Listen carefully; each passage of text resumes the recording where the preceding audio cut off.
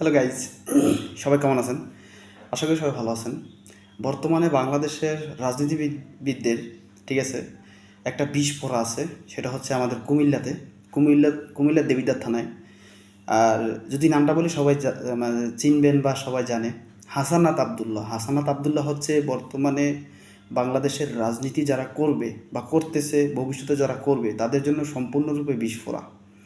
কারণ হচ্ছে আমরা যারা সাধারণ জনগণ, এমপি, মন্ত্রী, মেম্বার, চেয়ারম্যান, ঠিক আছে, তারা যে সুযোগ সুবিধাগুলা পাচ্ছে, দেন তাদের হাতে যেই জিনিসগুলা মানে আমাদের সাধারণ জনগণের মানে আমানতগুলো আসে, সেই জিনিসগুলো আমরা জানতাম না। কিন্তু এখন মানে এমন একটা এমপি পেয়েছি, সারা বাংলাদেশের মধ্যে এই একটাই এমপি পেয়েছি যে মনে করেন সব কিছু বলে দিচ্ছে।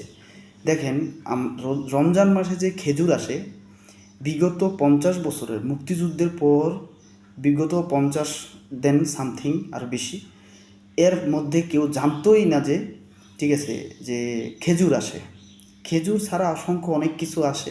আমরা আগে থেকে একটা মানে প্রবাদ বাক্য জানি, প্রবাদ বাক্য না, একটা গল্প হলেও সত্য, যে আমাদের দেশে মানে সাধারণ জনগণ পর্যন্ত মুড়ির টিন পৌঁছায়, ভিতরে মুড়ি নেই, ফাঁকা, ঠিক আছে। মুড়ির টিন সহ উপর থেকে আস্তে আস্তে শেষ পর্যন্ত সাধারণ জনগণ ভিতরের মুড়িটা পায় না, টিন পায়। তো সেইটাই আসলে হাসানাত আবদুল্লাহ আমাদের সামনে তুলে ধরতেছেন, যে আসলে তার টেন্ডার আসে কত, তার কাছে বাজেট আসে কত, সে কত টাকা স্যালারি পায়, কি কি আসে, এগুলো সব।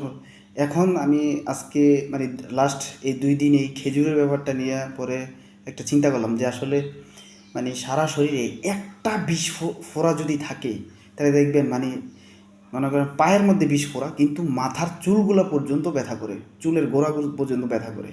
তাই আমি বলবো যে এইরকম রাজনীতিবিদদের চুলে মাথা পর্যন্ত কি ব্যথা হচ্ছে সেই হাসানাত আবদুল্লার জন্য? ঠিক আছে, ধন্যবাদ।